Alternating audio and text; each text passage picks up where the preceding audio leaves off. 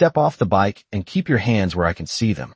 The voice cut clean through the night, sharp as the red and blue lights washing over the asphalt. And for a moment, everything seemed to pause. The low hum of engines, the distant murmur of traffic half a mile down the freeway, even the soft ticking of the Superbike cooling beneath her. Ava Brooks didn't move right away. Not because she was afraid, not because she didn't understand, but because she had heard that tone before. Measured, certain, already convinced. Slowly, she lifted her visor. Cool night air brushed against her face, carrying the faint scent of gasoline and summer heat still trapped in the pavement.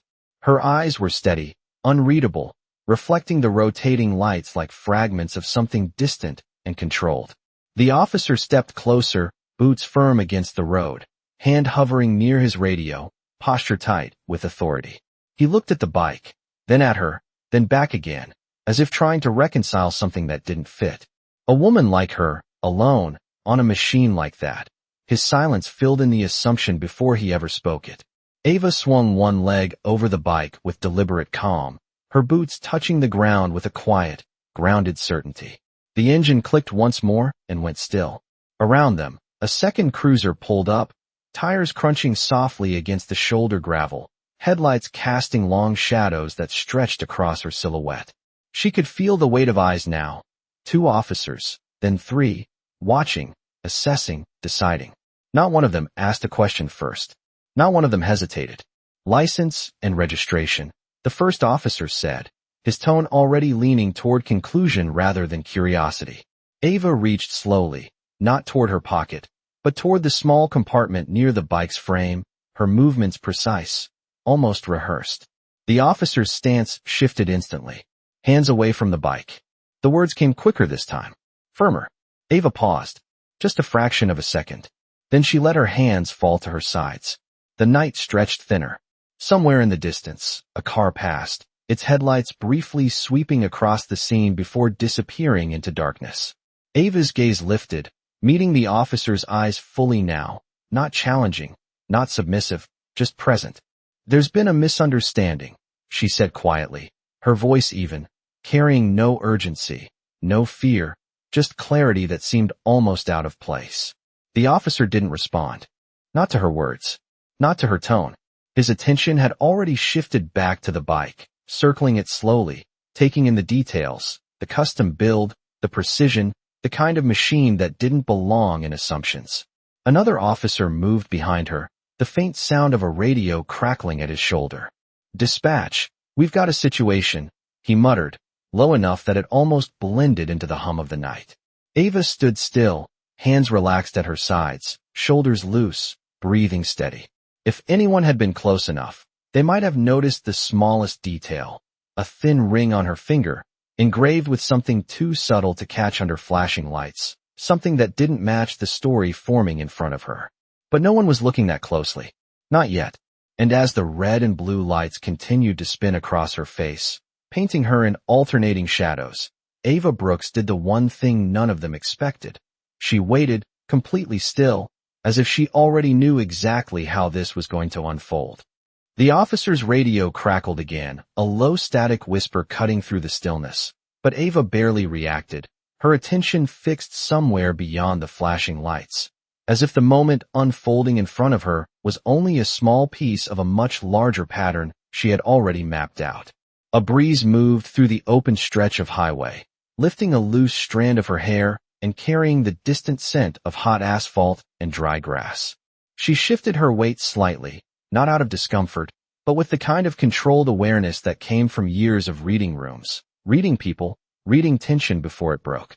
The second officer stepped closer now, his flashlight beam tracing slow arcs across the bike's polished frame, lingering on the details that did not match the story forming in his mind.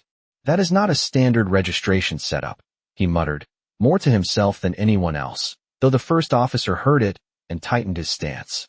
Ava noticed the shift immediately, the subtle narrowing of eyes, the recalibration happening in real time, but it did not change the outcome already set in motion. "Ma'am, we asked for identification," the first officer said again, this time slower, each word placed carefully, like he was building a case one assumption at a time. Ava inhaled once, steady and quiet, then spoke without raising her voice. "It is in the compartment I reached for." She did not gesture. She did not insist. She simply stated it, then let the silence return, allowing them to decide what to do with that information. The third officer moved in behind her, close enough now that she could hear the faint rustle of his uniform with each breath he took. "Step away from the vehicle," he said, and this time there was no hesitation in his tone, only procedure layered over certainty. Ava took one step back, then another, her boots making soft contact with the pavement, her posture still composed, still grounded, as if she had done this before, as if she knew exactly how far this would go. A passing car slowed briefly, headlights sweeping across the scene, illuminating the moment from a distance before continuing on, leaving behind a heavier kind of quiet. Ava could feel the weight of observation now, not just from the officers, but from the unseen eyes that always seemed to gather when authority met assumption. The first officer glanced at his partner, then back at her. "We are going to secure the situation until we verify ownership," he said, and though the words were procedural, the tone carried something else beneath it, something less about safety and more about certainty. Ava nodded once, almost imperceptibly, her gaze lowering for just a second to the ground in front of her, where the reflections of red and blue lights stretched and fractured across the pavement like broken signals. For a brief moment, her fingers flexed slightly at her sides, not in resistance, but in restraint, like someone choosing patience over interruption. Then she stilled again.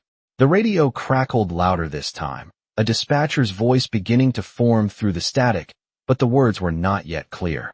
One of the officers reached for it, adjusting the volume, his brow tightening as he listened.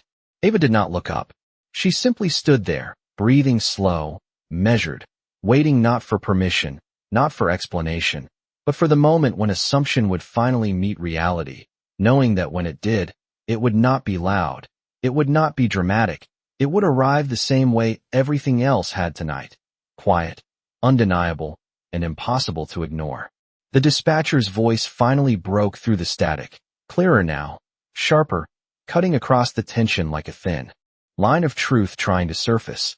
But the officer holding the radio did not react right away, his expression tightening instead, as if what he was hearing did not fully align with what he expected to confirm. "Unit 12, confirm vehicle identification number before proceeding." The voice said, calm and procedural, yet carrying a subtle hesitation that did not go unnoticed. The first officer exhaled slowly, shifting his weight as he circled the bike again, this time closer, crouching slightly to inspect the frame where the identification should be, his flashlight beam narrowing into a focused cone of white. Ava watched without turning her head, her gaze still lowered, but her awareness sharpened, tracking every movement, every shift in tone, every small fracture in their certainty. The night seemed quieter now, as if even the air was waiting. The second officer stepped beside his partner, leaning in to look, their shoulders nearly touching as the beam traced over the surface again and again. "It is clean," he said after a moment, his voice lower this time, less confident, as if the absence of something was more unsettling than its presence. The first officer did not respond immediately.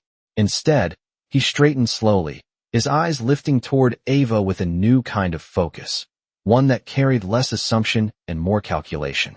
"Where did you get this bike?" he asked, and though the words sounded like a question, the tone suggested he was already bracing for an answer he would not like.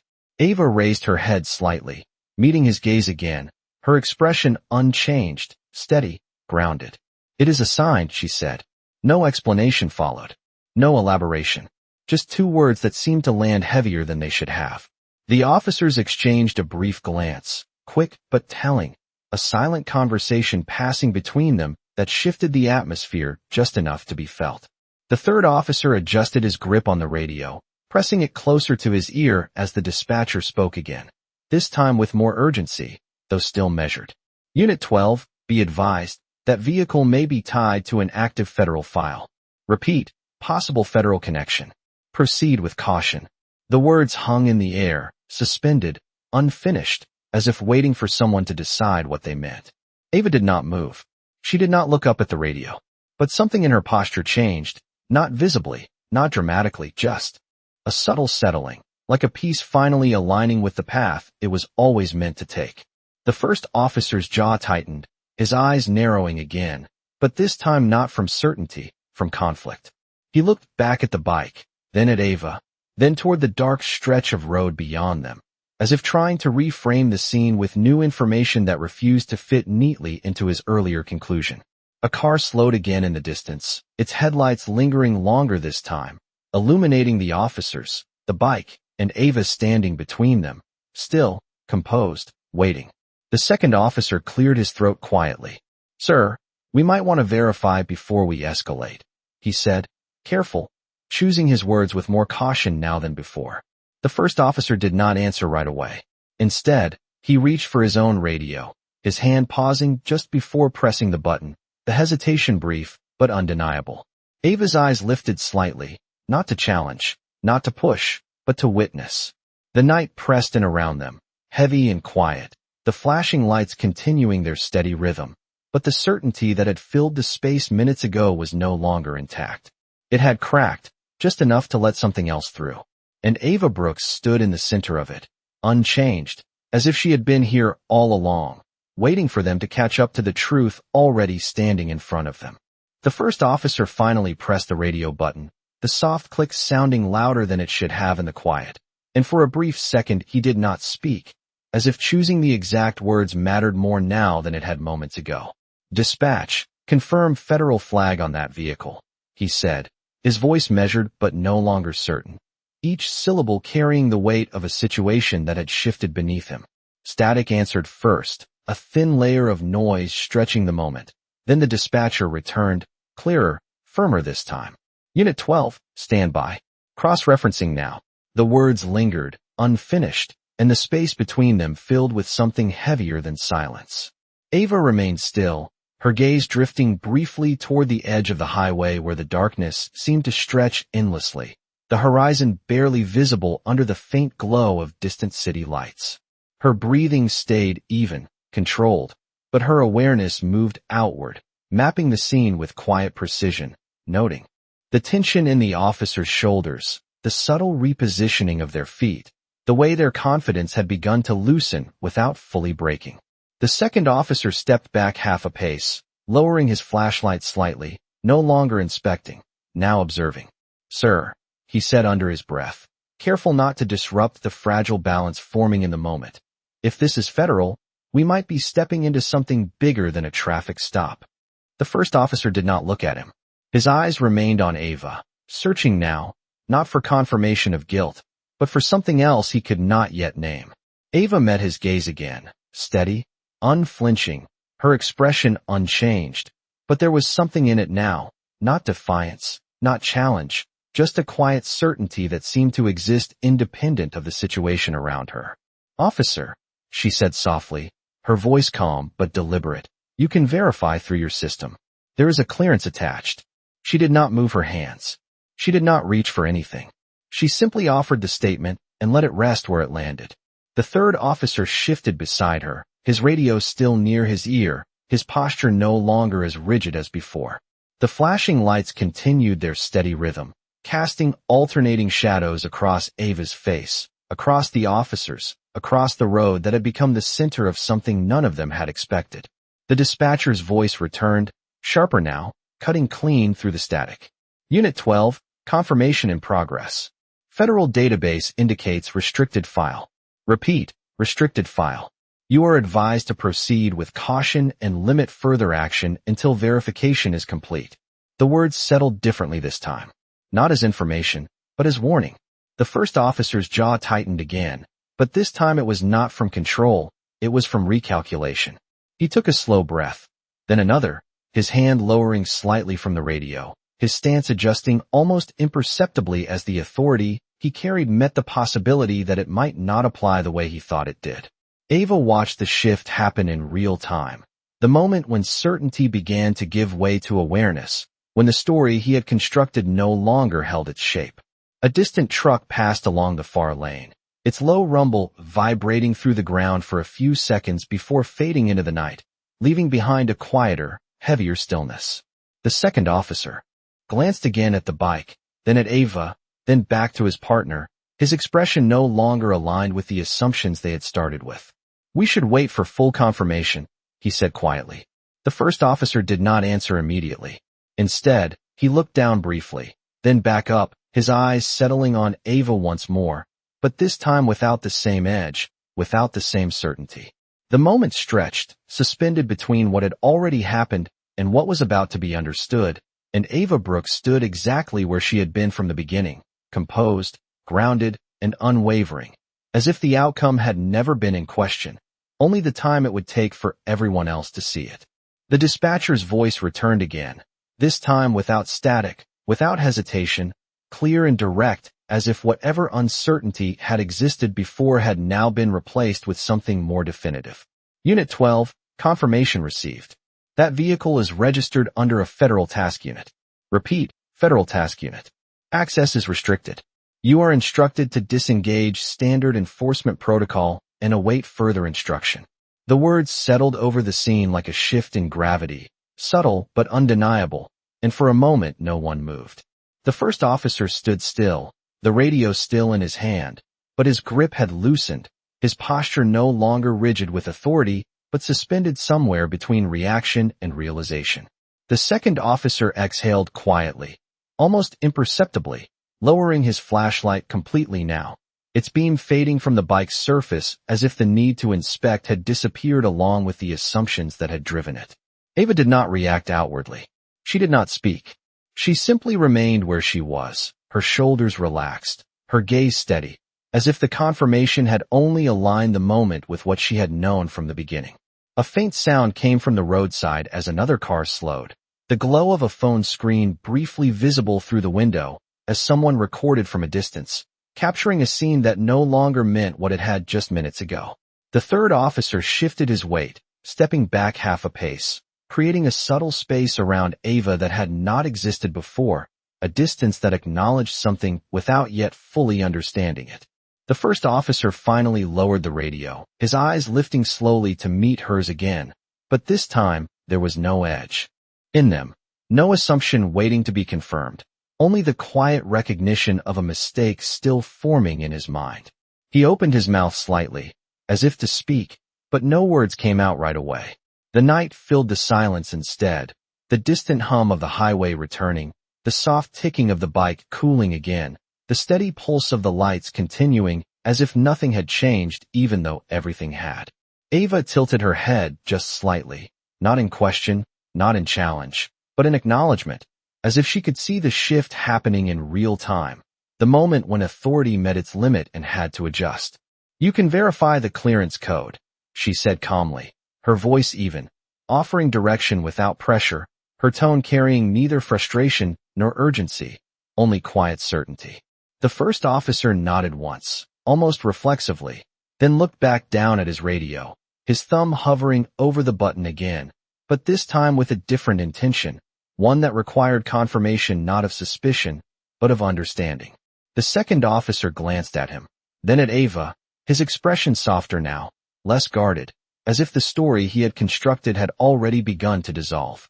A breeze passed through again, cooler this time, carrying with it the faint scent of approaching night air, brushing against the scene as if to clear what had lingered.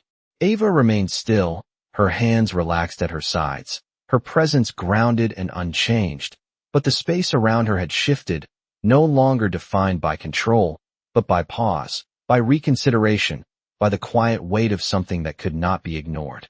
The first officer finally spoke, his voice lower now, measured in a different way. "We are going to confirm everything before we proceed," he said, though the words felt less like a command and more like an adjustment, a step back rather than forward. Ava gave a small, almost imperceptible nod, her eyes steady, her posture unchanged. She had not moved from her position. She had not raised her voice. And yet the entire direction of the moment had shifted around her, not through force, not through resistance, but through the simple, unshaken presence of someone who knew exactly who she was while everyone else was still catching up.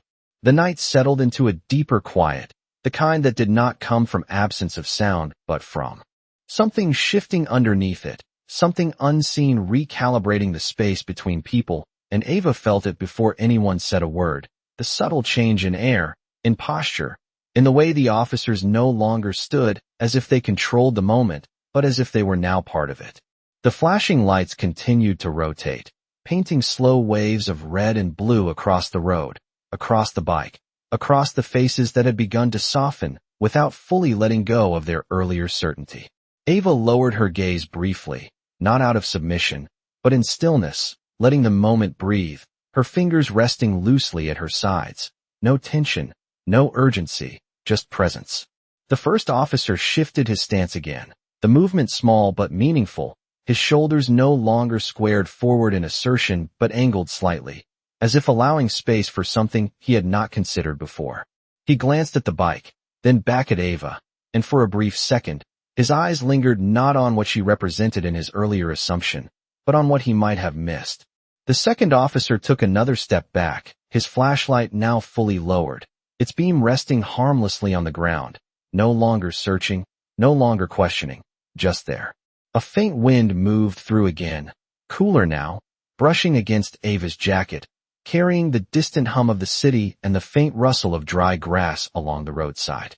Somewhere far off, a truck shifted gears, the low mechanical sound rolling through the night before fading again into the distance. Ava closed her eyes for a fraction of a second, a quiet inhale, then exhale, steady, controlled, the kind of breath that came from discipline rather than reaction. When she opened them again, nothing in her expression had changed, but the moment had. The third officer adjusted his radio, not speaking into it this time, just holding it, listening, his posture no longer rigid but attentive in a different way, as if waiting for instruction rather than enforcing it. The first officer finally spoke, but his voice had changed, not in volume, but in weight, less command, more consideration. "We are waiting on final confirmation," he said, though it sounded less like a directive and more like an acknowledgement of where they now stood. Ava gave the slightest nod, her gaze steady, her posture unchanged, grounded in a way that did not need reinforcement. The road stretched out behind her, long and empty, the faint glow of distant headlights moving like slow stars across the horizon. Time seemed to slow in that space, not because nothing was happening, but because everything important already had. The assumptions, the decisions, the certainty that had once filled the scene had dissolved into something quieter, something more uncertain, something closer to truth. Ava did not rush it. She did not fill the silence. She let it remain, knowing that in moments like this, silence carried more weight than explanation. The first officer looked down briefly, then back up, his eyes meeting hers again, but this time without resistance, without the need to prove anything, just recognition beginning to take shape. The second officer shifted his footing, glancing once more at the bike, then at Ava, as if seeing both for the first time without the filter that had defined them earlier. The lights continued their steady rhythm, but the scene no longer felt the same, no longer held the same tension, no longer belonged to the same narrative. And in the center of it all, Ava Brooks stood exactly as she had from the beginning, calm, composed, and unwavering, not because the situation had changed, but because she had never needed it to.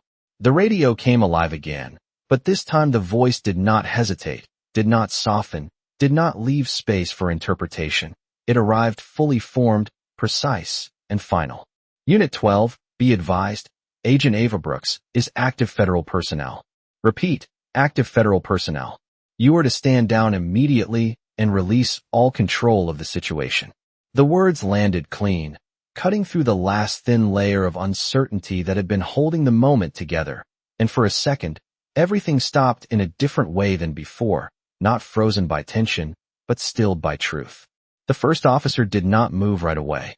His eyes remained fixed on Ava, but what he saw now was no longer shaped by assumption, no longer filtered through the quick conclusions he had built when the lights first came on. It was something else entirely, something quieter, heavier, harder to ignore.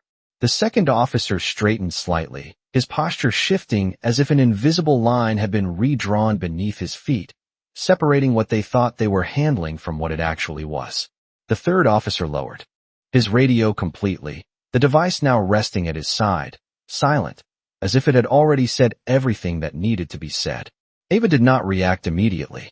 She did not step forward, did not correct anyone, did not assert anything new. She simply remained where she was, her shoulders relaxed, her breathing steady, her presence unchanged. The flashing lights continued their slow rotation, but they no longer defined the scene, they only illuminated it.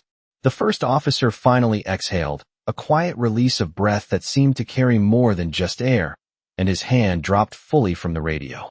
He glanced briefly at the bike, then back at Ava, and this time there was no question in his expression, no search for confirmation, only the clear recognition of a mistake that had already happened. "Agent," he said, the word coming slower than expected, not forced, but careful, as if adjusting to a reality that had shifted too quickly for his earlier certainty to follow. Ava met his gaze, calm as before, her eyes steady, not demanding acknowledgement, not rejecting it, simply receiving it for what it was. The night felt different now, not because the lights had changed or the road had cleared, but because the meaning of everything within it had. A car passed again in the distance, but this time it did not slow, did not linger, the moment no longer drawing attention the way it had before. The second officer took another small step back, creating more space, not out of fear, but out of respect that had replaced assumption. The first officer straightened his posture, but it was no longer rigid, no longer built on control, it was measured, recalibrated, aware. "We did not have full information," he said, his voice low, not defensive, not dismissive, just factual, though the weight behind it suggested he understood that information had not been the only factor. Ava tilted her head slightly, a small acknowledgement, her expression still composed, still grounded, her presence unchanged by the shift around her. She did not correct him. She did not add to it.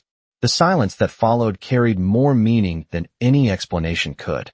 The red and blue lights continued to move across her face, but now they reflected something different, not tension, not confrontation, but the quiet resolution of something that had never needed to escalate. And in that moment, under the steady pulse of the lights and the open stretch of road, the truth stood fully visible, no longer hidden, no longer delayed, and everyone present understood it at the same time, even if they had arrived there at different speeds. The silence that followed did not feel empty, it felt deliberate, as if the moment itself was allowing space for something that could not be rushed, something that had to settle on its own terms. And Ava remained exactly where she stood, her posture unchanged, her presence steady in a way that did not demand attention, but held it anyway. The first officer shifted again, but this time the movement was not about control or positioning. It was about recalibration, about finding where he stood now that the ground beneath his assumptions had moved. He glanced briefly at his partners, then back at Ava, and for a moment there was something unspoken in his expression, something that hovered just beneath the surface, not quite an apology, not yet a resolution, but the beginning of both. "Agent Brooks," he said again, more evenly this time, as if repeating the title helped him align with it. "We are clearing the stop." The words came carefully, not as a command, not as a dismissal, but as a correction, a quiet step back from a line that should not have been crossed. Ava nodded once, a small, measured acknowledgement, her gaze steady, her tone unchanged when she spoke. Understood. She did not elaborate. She did not press the moment further. She simply accepted it as it was, without adding weight, without removing it. The second officer moved toward the bike, but his approach was different now, slower, more deliberate, his hands visible, his posture respectful in a way that had not been present before. He stepped to the side rather than in front, creating a clear path instead of a barrier. The third officer turned slightly away, his attention shifting to the road, scanning not out of suspicion but out of habit, his earlier tension replaced by a quieter awareness. The flashing lights continued their rhythm, but now they felt less intrusive, more like background than command. The first officer took a breath, then another, as if grounding himself in the moment he now understood differently. "We appreciate your cooperation," he said, though the words carried more meaning than the phrase. Usually held, not because of what was said, but because of what had led to it. Ava's eyes softened just slightly, not in forgiveness, not in dismissal, but in acknowledgement of the shift that had taken place, the change that did not need to be spoken to be understood. She turned her head toward the bike, the machine still quiet, still waiting, its presence unchanged despite everything that had unfolded around it. A faint breeze moved across the road again, cooler now, carrying the distant sound of tires against pavement, a reminder that the world beyond this moment had never stopped moving. Ava took a single step forward, then paused, her hand resting lightly near the bike but not yet touching it, as if giving the moment one final second to settle.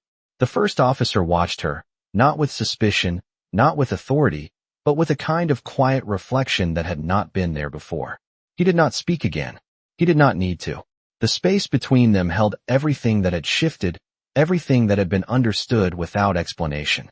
The second officer stepped fully aside now, clearing the last physical boundary, his posture open, his gaze lowered briefly in a gesture that carried more weight than words. Ava placed her hand on the bike at last, her fingers resting against the cool surface, grounding herself not in the situation, but in her own continuity, the path she had been on long before this moment interrupted it. The night stretched out ahead, open, waiting, unchanged by what had happened, and as the lights continued to rotate behind her, no longer defining the scene, Ava Brooks stood at the edge of movement again, ready to continue, leaving behind not just the stop, but the assumptions that had come with it, without needing to say a single word more. The engine came to life with a low, controlled hum, not loud, not aggressive, just steady, like everything else about her, and for a brief second the sound filled the space where tension had once been, replacing it with something grounded and final. Ava adjusted her grip, her movements smooth and deliberate, every motion precise without drawing attention, as if she had done this 1,000 times before and never needed an audience for it. The red and blue lights continued to turn behind her, but they no longer reached her. In the same way, no longer defined her presence, only traced the outline of a moment that had already passed. She lowered her visor halfway, not fully closing herself off, just enough to shift back into the world she had been moving through before the interruption. The first officer stood a few feet away, watching, not with authority, not with suspicion, but with something quieter, something reflective, his hands resting at his sides as if he understood that nothing further needed to be said. The second officer glanced briefly at him, then back at Ava, his expression softer, less guarded, as if the certainty he had carried earlier had been replaced with something more careful, more aware. The third officer turned slightly toward the road again, scanning out of habit, but his posture had changed, no longer rigid, no longer anticipating, just present. Ava rolled the bike forward a few inches, the tires moving smoothly over the pavement, the motion subtle but unmistakable, a transition from stillness to continuation. She paused for half a second, just long enough to align herself with the open stretch of highway ahead, the dark road stretching forward under the faint glow of distant lights, wide and uninterrupted. The night air moved around her again, cooler now, carrying with it the quiet rhythm of everything beyond this moment, the distant hum of engines, the soft rush of wind across open space, the steady pulse of a world that had never stopped. She did not look back right away, not because she needed to avoid it, but because she did not need to confirm anything that had already been understood. Then, just before she moved, her head turned slightly, just enough for her gaze to pass once more over the officers, not lingering, not challenging, simply acknowledging. The first officer met that glance, and for a brief second, something settled between them, not spoken, not formal, but real, the kind of understanding that does not need words to exist. Ava gave the smallest nod, almost imperceptible, then shifted her focus forward again. The engine responded as she eased into motion, smooth and controlled, the bike gliding onto the open lane with quiet precision. Within seconds, the distance between her and the flashing lights began to stretch, the colors fading behind her, dissolving into the dark until they were no longer part of her path. The officers remained where they stood, the road now empty in front of them, the moment already receding into something they would carry differently than they had expected. The first officer exhaled slowly, his gaze still fixed on the space where she had been, as if replaying the sequence in his mind, not to justify it, not to dismiss it, but to understand it. The second officer shifted his stance, glancing down briefly, then back up, his expression thoughtful, quieter than before. The third officer adjusted his radio without speaking, the device silent now, its purpose fulfilled. The lights continued to rotate, but the scene had changed, no longer tense, no longer uncertain, just still. And somewhere down the highway, far beyond the reach of the flashing lights, Ava Brooks moved forward, unchanged, her presence carrying with it the same quiet strength it had from the beginning, leaving behind nothing but a moment of realization that did not need to be repeated to be remembered.